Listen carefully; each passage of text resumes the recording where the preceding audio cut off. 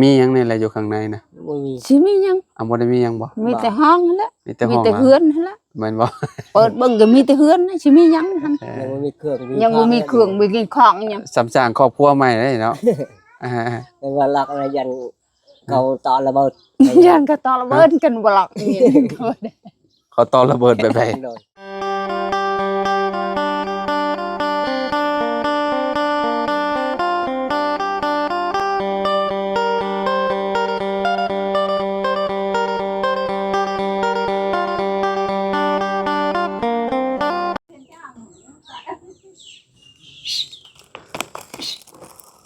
เอากราบสบายดีและสวัสดีเนาะพ่อแม่พี่น้อง FC บัสสุขูทุกคนเนาะบ่ว่าสิอยู่ในและก็ต่างประเทศพี่น้องมาพบมาพ่อกับเฮามื้อนี้พี่น้องอยู่ที่เฮือนพ่อตู้มุนมีเด้อพี่น้องเด้อเนาะทั้งสองเฒ่าพากันเฮ็ดหยังเด้ไล่ไก่บ่นี่บาดนี่ ไกลแล้วอย่าใจเหยียบนี่ โอ้ เช้านี้ก็งัวเหยียบแล้วหั่น ฮะ ไม่งัวเหยียบแล้วเทื่อนึง สบายดีตู้ สบายดี โอ้เอาของฝากเด้อตู้เด้อ ขอหมกขอใจอยู่ดี โดย คนเจ็บยังให้ได้คนไข้ยังมีเด้อให้ลำรวย สาธุโอ้อวยพรให้เฮาคักนะตู่เนาะอยู่ดีมีแฮงนะตู่เนาะขออนุญาตนะตู่เด้อ เด้อ อ่า ดีใจลูกเอ้ยขอหมก โด ขอย ใจลูกได้ย้อนลูกแล้ว อ่า แต่ลูกไปมาหาเข้าหาก็บ่ได้แล้วคืน โดย ลึกว่าสิไปนอนอยู่หน้าตลอดชีวิตลูกเอ้ย โอ้ยทีมงานเนาะพี่น้อง ดีแล้วพิมพ์งาม เข้ามา ช่วยเหลือคน นี่แหละมาถ่ายทำแล้วก็เนาะมีผู้ใหญ่เพิ่นได้สุดสวยทาง เด้อ ประตูเพิ่นแล้วก็กับ เด้อ เมียเพิ่นเนาะแรกๆว่าสิได้นอนอยู่หน้าประจำเลยเนาะ คิดว่าบ่ได้คิดว่าจะได้นี่บ่ได้คิดว่าอยากได้เฮือนลูกเอ้ย อ่า คิดว่าสินอนหน้าตลอด โดย โอ้ว่าสิได้เฮือนใหญ่ยังบ่เข้านอนกลางคืนก็บ่ได้คิดได้ว่าอยากได้เฮือนใหม่ โดย คิดว่า สุดท้ายมาก็ได้เนาะ ปัจสุดท้าย โอ้ มาแล้วมี ได้รังงามๆแบบนี้เลยนะตู่เนาะ เลย โอ้แต่งโตวรอเลยพ่อตู่นี่เนาะ เขารับมันได้แล้ว เขาว่าเราได้ ทำกันยาวเลยนี่ ผมบ่ตัดบ่พ่อตู่ โอ้ยไผตัดนะ โอ้อยู่ในบ้านบ่มีคนตัดบ่ บ่มีแล้ว บ่มีบ่ บ่มีเลย เบาไล่แล้วตัดบ่เป็นบ่ จังแล้ว แบตเตอรี่แล้วบ่มีบ่ เบิ่งก็มันหัดกันยังได้นั่น ผมยาวแล้วเนาะเฮาบ่หล่อปานใดเนาะคะแนนผมจันคือสิหล่ออยู่ อันนี้เบิ่งกูนี่ บ่ตูนตัดเป็นบ่ผม ตัดผมเป็นบ่ มันยาวแล้วนี่ เป็นยาด้วยหัดได้เลยนี่ ฮะ จันเทกไปนาน เอาแบบ บ่ได้หรอก บ่เอาแบบสกินเฮดก็ได้บ่เอาแบบให้มันสั้นลงกว่าเก่าหั่นนะเอาบ่ต้องเอายาวปานใดแบบว่า สมมุติว่าเฮาเอาประมาณให้มันยุมได้น้อยหนึงหั่นนะตุ แบบได้ก็บ่ได้นะ แบบได้ก็ได้ แบบก็ได้นะ เนี่ยได้ก็ได้ลูกแต่มันมีผู้ตัดให้ ผมเรายาวแฮงจักเดือนแล้วเนี่ยบ่ได้ตัดนี่ตุ ป้ามันได้เลือดเนี่ยกันว่าสิเว้าก็ได้ละปีนึงว่าสิแล้ว ฮะ ได้ละปีนึงก็บ่ได้ตัดนึง สิฮอดปีหนึงแล้ว สิฮอดปีนึงเลยบ่ แสดงว่าผมเจ้าบ่ยาวปานใด บ่ สิ ยาว ปีหนึง มันยุ่งบัดเฮา เนาะ ทำงานปูนนั่น เข้างานแล้วมันยุ่งเลยวีก็จนบ่ได้ ขี้ฝุ่นมันถึกเด้ เวลาจะแบกปูนแบบหยังอันพวกปูนพวกหยังมัน ใครนะ มันสิแบบบ่ยากใส่เยลเลย แบบว่ามันสิแข็งเลยเนาะ โดย อ่า โอ้มันเฮาวีแล้วกรักจนร้อนเอาอยู่ หล่นเอาเองเลย ร้อนนั่นเด้อ แขวหวีจนหักผู้จัก หักดึงบ่ทัน จนวีหักดวงนึงบ่ยากบ่แค่วีร้อนหัก อ๋อดึงบ่แทงก็ยังบ่นั่น บ่นับว่าแค่มันก็ตะวีแล้วมันหัง ใส่ยาสระผมอยู่บ่ตุ บ่ได้ใช้แล้ว บ่ได้ใช้ บ่ได้ มัน ใช้ บ่ค่อยถึก ฮะ บ่ค่อยใช้จักเทื่อดอก บ่ว่าบ่เคยสระยาสระผม บ่เคยอะไรเด้ลูกเอ้ย สระหยังซะ ชะลังเทื่อก็สบู่แพ็คมันชะ สบู่กับแผบโยแผบเห็ดในหัวโลนเด้อมันกัดผมน่ะประตูมันฮ้อน หนังหัวลอกย้อน แม่นและมันห่าน มันไอสบู่กับบ่แม่นแนวเอาสระผมก็เจ้าเอาให้เอายาสระผมมาสระมันจังมอนมันจังลื่นคะแนนเอาสบู่สระแล้วมันแบบมันอยากฝืด พืช มันบ่ลื่น โอ้ย เวลา บ่ เฮา ได้ หวีผมแล้วมันบ่อยากไป เวลา อันนี้ จะไปเฮ็ดเวียกคือการเจ้าเฮ็ดเวียกแบกปูนแม่นบ่เฮงคักอันนั้นน่ะพวกขี้ปูนอีหยังมัน โอ้ อ่า ยครับ เต็มมาแล้วนี่ สะสม หัว จะ ฮี เลย พุ่นเต็มหมดนี่ cho nên vi chân hắt จนวีหักดวงนึงจากช้ำไหน hết tay nữa đấy mình vì บ่ปูน50โลจะแบกผู้เดียวเจ้าบ่ bó สองคนอ๋อต้องยกสองเนาะอันนี้คนเดียวนี่เฮาคิดว่ายันหลังหักแล้วตู้เอ้ยหนักแฮงได้ตู้ đây này là hàm bay ก็เจ้าให้เป็นเดือนหรือเป็นวัน hoặc làเป็นต้น ต้นเท่าไหร่ ต้น12,000 1ต้นต่อ 12,000 กีบ ต้นหนึ่ง ต้นหนึ่งมันมีอยู่ ครับ 20กระสอบโอ้โห เมื่อไรคนเห็ดประมาณคนเดียว มื้อหนึงได้จักพันตุ เจ๊มือหนึ่งได้มือหนึ่งแทนไป ได้มื้อละแสนปลาย ปัญหามันบ่มีกะ หาปูนมาออกก็บ่ได้ 15,000 มือหา30 40หามือได้ปูนมาออกฝนตกเด้ แบบว่าเขาเจ้าผลิตปูนบ่ทันก็คือแบบมื้อละ10-20,000 มื้อใดที่ว่าแบบปูนก็คือแบบเขาเจ้าเอาขึ้นรถเนาะเอาขึ้นรถไปแล้วเฮาก็น่าสิได้หลายพี่น้องเพราะว่าเวลาฝนตกนี่คือแบบเขาเจ้าสิบ่ได้เอาปูนขึ้นรถเนาะ เห็ดน้อย ได้เฮ็ดน้อยเนาะ คันยามแรงเลยพอได้ยามแรง ถ้าเบิดวิทย์หน้าพ้นไปแล้วน่าสิได้หลายอยู่คิดว่าเนาะเพราะว่าเขาเจ้าเอาขึ้นรถนี่ตันรถหนึงนี่มันจักตันตู้ฮะรถพ่วงเนาะวะ 6 ล้อ10 ร ล้อ ถ6ล้อ10ล้อ อื เท่านั้น ม คันหนึ่งlà đây chào 30 ต้นมันเท่านั้น จะไปเฮ็ดโดนแหละ โอ้หลายปีแล้ว จากทรปี เขา เลย เจ้าเฮ็ดหลายปีแล้วแม่นบ่ ตั้งแต่เขาตั้งโรงงานใหม่ เอ่อ ๆไปเลยนะบ่ได้หยุด จะหยุดก็บ่ได้เงิน สู่ชีวิต อยู่เลย เออตะกี้ชุมเจ้าอยู่หน้านั่นเนาะ โดย อยู่ใกล้กับเอื้อยเปลี่ยนบ่ โดย พี่น้องเอ้ยเนาะข้าวชุกแล้วบ่ตุ ยัง ยังทันชุก ยังบ่ดีแล้วมันยังบ่ชุกนะก็เนี่ยมันชุกนี่บ่ฮู้ว่าฝนพายุยังสิมาอีกบ่พี่น้องเอ้ยเนาะเพราะว่ามันตกแบบแทบทุกมื้อเลยมีมื้อนี้ก็ตกคือกัน แต่ว่าก็แดดออกแล้วบาดนี่ ตก เนาะ นี่มันบ่ได้ ท้องฟ้าเริ่มแจ้งแล้ว อันนี้เราตกจนหมดมือ ให้มันแดดช้าเนาะไปไสมาไสก็ลำบากเนาะ ลำบากแล้ว สุดยอดเลยได้พี่น้องหนทางนี่คือแบบโอ้ยบ่ได้คิดจะภาพลำบากแฮง คือว่านี่เบิ่งอะอยู่รถเบิ่งหั่น รถไผค่ะสาบุญบรรดาร ถชาวบุญจากทะเลเอารถไทยแก่ก็ยังบ่ขึ้น เฮ็ดได้บาดนี่ เอาคนอยู่ละอยู่ทางหน้าทางในอยู่ทางก้นทางหูรถไถดึงพร้อม แล้วก็คนอยู่พร้อม บ่แห้งเพื่อได้ขึ้นหวานนี่เบิ่งก็ อ่า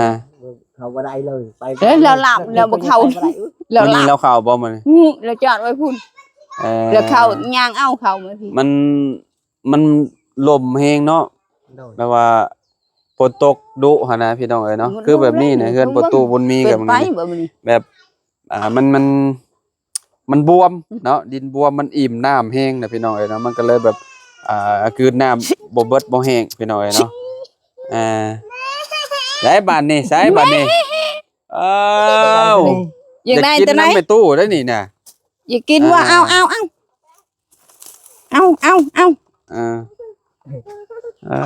ยน่าสบายดีสาวแตวเนาะ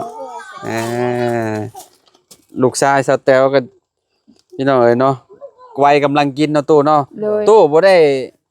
เขียนบันทีไว้บ่ บ่ อื บ่เขียน เขียนบ่สิเขียนให้ แทงเลยติ ยัง ยัง ติ มันแข็งเลย ยังเขียนได้หยังบ้างได้อยู่มีบ่เล็กตะปู มีอยู่นักเล่นบูเห็นว่า นี่ ฮะ ยันว่า เอาเล็กตะปูมาเขียนเอาเราจะเขียนวันที่ใส่นี่นะพี่น้องนะมันมื้อนี้วันที่เท่าใดแหละตุ บ่แม่นวันที่ ตู้ 30 วันที่30บ่มื้อนี้นะ 30 30 เดือนเก้าเนาะ30 เดือนเก้าพี่น้องเอ้ยเนาะ30 วันที่ 30 เดือนเก้าเนาะปี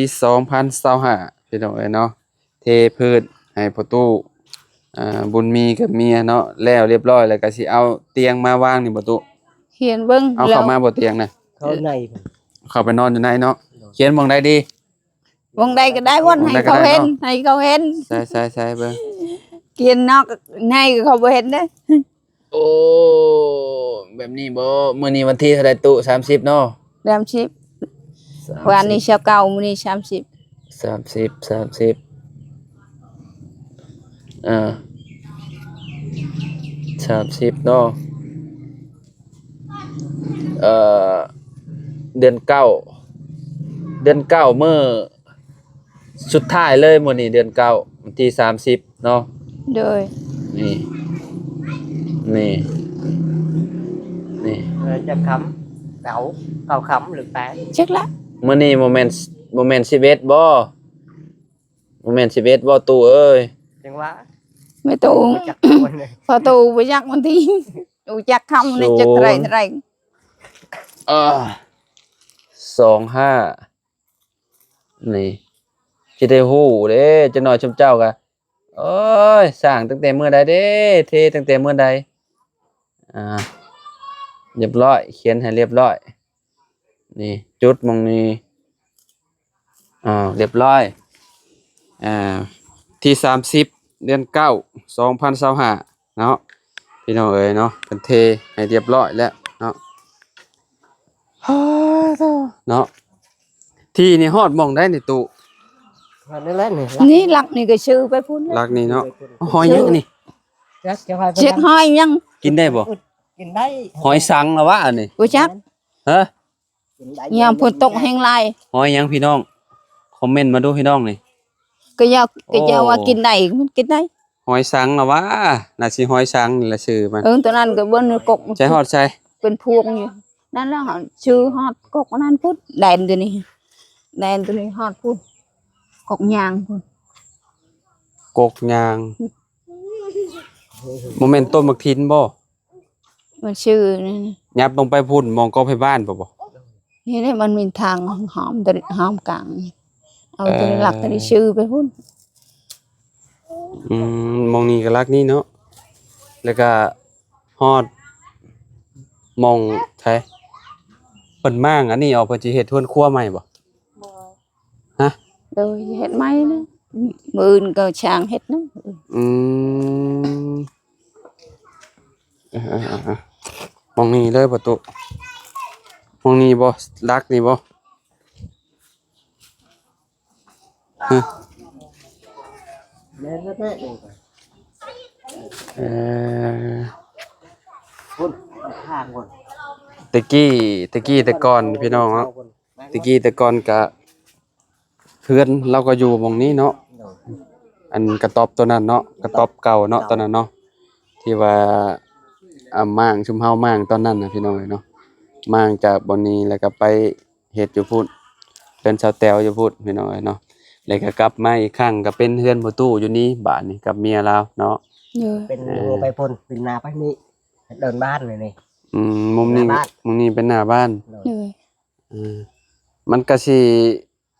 สบายอยู่พี่น้องเอ้ยเพราะว่าเทพืชแหละเด้ เวลาฝนตกมันก็บ่บวมเนาะตัวเนาะ โดย อ่า มั มัน นตกเอาก็ ก็สินั่งกินข้าวก็สิสะดวกสบายอยู่มันเวลายามแล้งหั่นน่ะถ้ายามนี้ก็ฝนตกก็สิลำบากแหละมันสิสาดเข้ามาเนาะ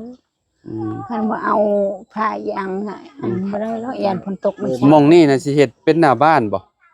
อันหมองเทนี่ตุ หน้าบ้าน อันนี้ อันนี้ เรียนแบบมาลินมันนั่นนะเวลาหมู่มาแล้วไปเล่ ไว้ น ปู นะ สาดปูหยังนั่งเนาะ เด้อ มุมนี้ก็ยังสิเกาะเอาไม้อยู่บ่ บ่ได้ บ่ ก็ พอแล้วบ่ บ่เฮ็ดหน้าบ้านเลย เห็น หน้าบ้านเลย ยานบ่มีในบ้านเห็นบ่มีมองลินมองกินเด้ อืม มันบ่มีหน้าบ้าน ดังไฟชิมเจ้าได้บ่นี่ ต่อเลย นี่นะ สิเกาะเอามานี่ เลย ต่อจังหันบ่ตรงวันนี้บ่ ลงวันนี้ ไว้ดังไฟหั่นเนาะ เลย มันต้องคูณดินขึ้นเดี๋ยวอีกตัวคนแล้ว อันมุมนี้ ว่าเขาขุดดินให้เขาเลย เนาะ มุมนี้นะคูณขึ้นอีกมุมนี้เนาะ เด้อ คูณให้มันสิสูงๆแล้วก็เวลาฝนตกแล้วก็มุงให้มันไหลไปพุ่นเลยเนาะเวลาเฮามุงไปมันก็บ่เปียกดอกเนาะมันก็สิบ่ชื้นปานใดพี่น้องเอ้ยเนาะแต่ตอนนี้น่ะฝนมันตกเด้ก็มันก็อยากเปียกๆแน่เนาะ มันสิลำบากน้อยๆหน่อยนึง เฮ็ดอยู่เฮ็ดกินอีกก็ต้องเฮ็ดเรือนครัวอีกพี่น้องเอ้ยเนาะมันก็สิมีหลายอย่างอยู่เนาะก็ต่อจากเรือนใหญ่เอามาเฮ็ดกระเทิบมุมนี้เนาะบ่ต้องเฮ็ดสูงบ่ได้ตู่เอ้ย โดย เฮ็ดสูงหลายมัน เฮ็ดเพื่อ ผลสาดเข้ามา เฮ็ดเพื่อนังหนึ่งเขาหนึ่งน้ำนี่พอ พอได้หนึ่งข้าวหนึ่งน้ำแล้วก็เฮ็ดอยู่เฮ็ดกินใช่กลางคืนกับมีไฟอยู่บ่ซุมเจ้า บ่มี ไฟโซลาร์เซลล์บ่มีบ่ บ่มียังบ่มี เอ่ออันนี้แล้วมันแข็งพุ่นแล้วเนาะจังสิได้ย้ายเข้าไปอยู่เนาะ โดย ย้ายเข้าไปนอนอยู่ข้างในพุ่นแหละเนาะมีหยังในอะไรอยู่ข้างในนะ บ่มี สิมีหยัง บ่ได้มีหยังบ่ มีแต่ห้องนั่นแหละ มีแต่ มี ห้อง แต่เฮือนนั่นแหละ แม่นบ่ เปิดเบิ่งก็มีแต่เฮือนนะสิมีหยังหั่น ยังบ่มีเครื่อง ยังบ่มีเครื่องมีกินของหยัง สำสร้างครอบครัวใหม่ได้เนาะอ่า แต่ว่าลักอะไรยันเก่าตอนระเบิด ย่านก็ตอระเบิดกันบ่หรอกนี่ เขาตอนระเบิดแบบใด โดย ฮะ ย่านก็เข้าเมื่อกี้ โอ้ว้า อันนี้เด้บ่แม่นว่าคันบ่ได้ล็อกเข้าเฮ็ดอันนี้เด้ก็มักแต่วิทย์นี่แต่ค่อยเฮ็ดนี่ จะมาจะไปขี่นะหั่น ยัน อ๋อ แม่ คะแนนบ่หลอกเมียนน่ะเนาะจะได้ เขา เขาว่า สิลัก มี เขาไปถ่ายจะได้หั่น เขาเข้าถ่าย เพราะว่าระเบิดอีหยังระเบิดอ๋อก็จะเข้าไปถ่ายอยู่ข้างในเนาะบ่ว่าเนาะตู้ก็ว้าวคักลีเด้อพี่น้องเอ้ยเนาะ อันนี้ เรา นะ ว่า คัน ญา เบิ ติ ด คนเข้าไปถ่ายเลย คันบ่แม่นคนก็แม่นมาเขา อื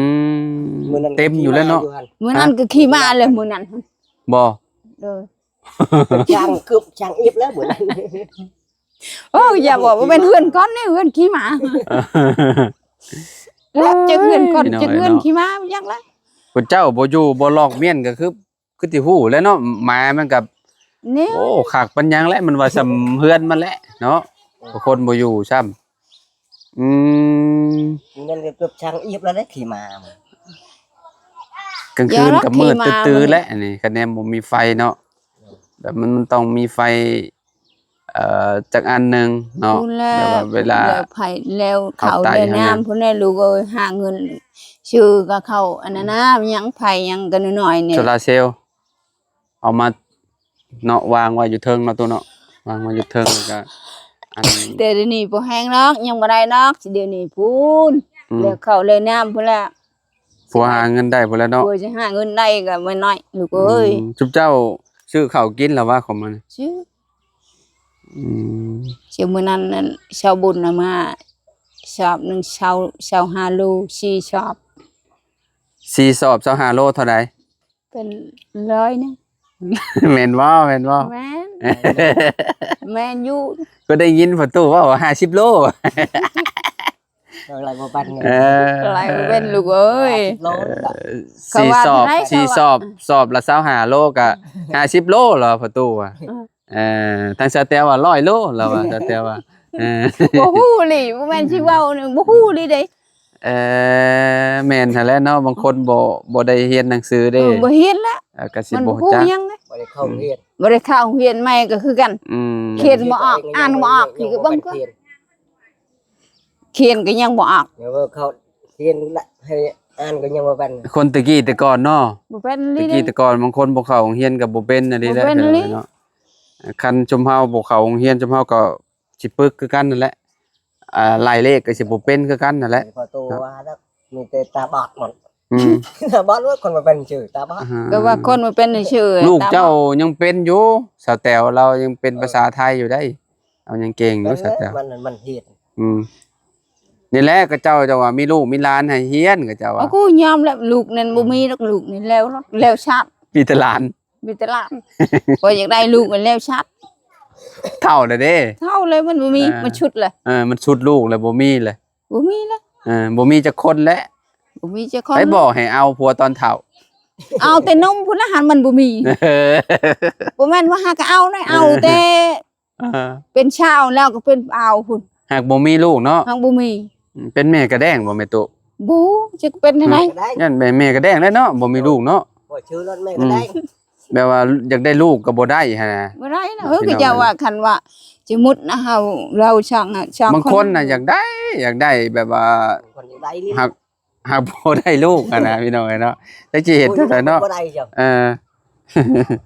บ่ได้เนาะมันบ่ บ่ได้ บางคนแบบว่าเพิ่นบ่ได้ถือมีลูกมีเต้ามาเด้เพิ่นก็บ่ได้เลยเนาะ บ่ได้กินยากินยาดอก อืม บ่เคยกินยาทั้งมันบ่มี อืม เป็นน้ำเลือดก็บ่ฮู้ บ่เคยไปเช็ค อืม บ่เคยไปตรวจเลย บ่ จะเป็นน้ำมันยิงหรือผู้ชายเนาะ เนี่ย บางทีอาจจะเป็นน้ำมันยิง เป็นน้ำผู้ชายก็ บาง ว่า ทีก็ เป็น เป็น น้ำ น้ำ ผู้ ผู้ชายก็มีพี่น้องมันก็มีหลายปัจจัยหั้นนะแม่ตู้เอ้ยเนาะ เออ บ่ได้มีแต่ว่าแต่เจ้าผู้เดียวดอกเนาะหลายได้แบบว่าคนแบบว่าเพิ่นบ่มีลูกมีเต้า ย่าน แล้ว ถ้าว่าคันบ่มีลูกเลยวิทย์คันว่าปะปัวคันคนมีลูกมีหลานแล้วบ่วิทย์เขาคิดลูกได้อันนี่ บางคนน่ะ มีเฮือนมีซานลำปากใหญ่อยากได้ลูกก็คือกันกับแม่ตู้นี่แหละพี่น้องเนาะบางคนก็ทุกข์ยากเท่าใดแฮงลูกหลายเต็มบ้านเต็มเมืองบางคนน่ะได้ เออบ างคนก็จะถือมาแบบนั้นมีลูกหลายหั่นนะการที่ว่ามีลูกหลายก็แต่ก็เจ้าบ่เบิ่งก็คือกันคือกับบ่มีลูกเนาะ คันเขาใหญ่แล้วเขาบ่เบิ่งบ่แย่งก็คือกันก็เฮาบ่มีลูกก็ได้ แม่ มัน น ว่าแล้ว อ่ามีลูกก็ดีไปแบบนึงเนาะเวลาเฮาอยู่สองเท่าก็สิบ่เหงามีลูกมีหลาน อันนี้อยู่ในใช่ อ่า อยู่ทั้งหมดวิทย์ทั้งนั้นอยู่พุ่น อืม เลยจิตบ่มีเงียบ อืม คนอยู่ก็ช้ำบ่มีคนบ่มีลูกเด้อ เงียบแล้วเนาะ คันมีลูกเลยลูกให้ลูกห้องยังละเงินอยู่ อันนี้เงียบ สำเจ้านี่ได้ลูกคอลูกเคยแล้วสำนี้เนาะ โอ้แน่มาแล้ว เออ ลูก สมมุติว่ามีลูกหั้นนะพี่น้องเอ้ยเนาะเพราะว่าอายุก็น่าสิหลายเติบแล้วเท่าได้ในตู้เจ้าน่ะบ่ เคยว่าฮอดแล้ว40กูว่า ฮะ นึกฮอดแล้ว40 ปีฮอดว่ามา เจ้า40ปี ก็ว่าฮอด40เลย กลัวแล้วมั้ง จักแล้ว เจ้าหากลัวแล้ว ข่อยเดาเอาชื่อๆเด้ยังบ่จักอยู่เองเด้เอาเด้ โอ้ยเฮาว่ากลัวแล้ว ประมาณอ่าบ่แม่นเกือบ60แล้วบ่จัก บ่ จ้ะ จักแล้วแม่เดาเอาชื่อๆแล้วจิก ลาวๆนี่แหละตู้เนาะเจ้าเท่าใดตู้ ที่มา อายุ โดย 45 เกี่ยวกับกายบ่จักมาโมทาบ่จักชื่อเนาะบ่จักอายุทาโมทามาที่จะมากุ๊บ จักได้ 45 ลูกเอ้ย 45อย่างเดียวเหรอ กว่าแล้วว่า ฮะยังก็ตู้ เพราะว่าเราก็บ่จักก็ซ้ำกันบ่จักอายุ อย่างมันฮอด ไผกลัวไผบ่กลัวอายุ 50ปลายคะแนนบ่ฮอด60ก็ได้50ปลาย คนหนัก ประมาณนั้นแหละ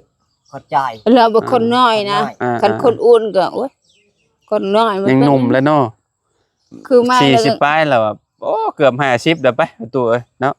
แล้ว ประมาณน่ะ ลูก 50 ว่า น้อยๆ 50 น่ะ ก็ ไป แม่น50แม่ก็บ่ฮู้วันที่ยุกเองจะเท่าไหร่ บ่ฮู้ลีเด้ เวลาโมจะไปอายุเดียว 45เลย45จักเทื่อ มันลายแล้ว 45หลายเทื่อบ่ อาวุธมันเข้าเลย60ก็บ่ยักแล้ว ชอบปีแล้วยัง45 โอเคสวัสดีใจนำประตูแม่ตู้เพิ่นนะพี่น้องเนาะมีเฮือนมีซาลังงามๆอยู่แล้วบัดนี้เนาะ แรกๆเนาะ แรกๆคิดว่าสิได้นอนอยู่หน้าประจำแล้วว่าพี่น้องเนาะแต่ว่าก็บุญวาสนาของเราเนาะได้กลับมาอยู่เฮือนอยู่ซานอีกเนาะพี่น้องเนาะดีใจนะประตูเด้อ โดย เนาะ โดย อยู่ดีมีแฮงหักแพงกันเนาะ โดยลูกเอ้ยขอขอบใจ โดย โด โด ย ย แห้งให้ร่ำรวยลูกเอ้ย โดย ได้ย้อนลูกและบ่มาดละ โดยอันเจ้าสิพากันออกไปหน้าบ่บัดนี้ สิออกหน้าแล้ว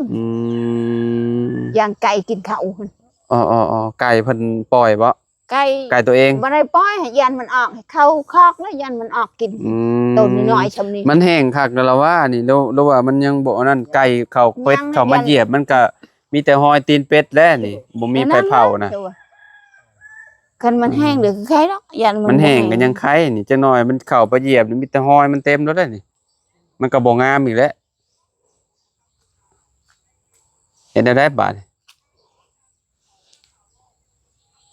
ใกล้แล้วมันใกล้สิแห้งแล้วมันแดดออกมาเนี่ยมันก็อันนั้นแห้งแล้ว แล้วมื้ออื่นก็บางทีมันแห้งมื้ออื่นมันแดกนั่นนี่แดด แม้นแต่ว่าซุมเจ้าน่ะเวลาซุมเจ้าเมื่อละเป็ดมันจะเข้ามานี่ แม่นแล้ว มันจะเข้ามามันคิดว่ามีขี้กระเดือนอยู่ในนี่นี่ มันก็ เข้ามาอย่างเวิร์นเท่านั้นมันมาอีกแล้วเด้ผู้ เป็นห้อยบ่จำนี้เนาะ เป็นได้ตู้เอ้ยเป็นบ่เป็นไรคะแนนเป็ดโตนักน่ะ เพิ่นให้เป็ดหันช่องโตมีตัวผู้ตัวไม้ลูกตัว อื ผู้ ม ตัวช่อง เบิ่งคือยังบ่แห้งปานใดเบิ่งทางกลางน่ะคือแบบคือยังอย่าไปเปียกอยู่เนาะ แม่งหา โอเค กัน อยู่ดีมีแฮงนะตู้เด้อสบายดีเด้อ สบาย ไป ดี แล้ว ลูก พี่น้อง เอ้ย เนาะ อยู่ดีมีแรง โดย คนเจ็บยังให้ได้คนไข้ใช้มีเด้อให้ จ้า ร่ำรวยโชคดีแล้วลูกเอ้ย โอ้ยเอาเนาะสิประมาณนี้เนาะพี่น้องเฮือนประตูบุญมีกับเมียเราเนาะงามประมาณนี้แหละเนาะพี่น้องอยู่ดีมีแรงไว้สุขทุกคนพ่อกันใหม่พี่น้องสบายดีเด้อพี่น้องเด้อ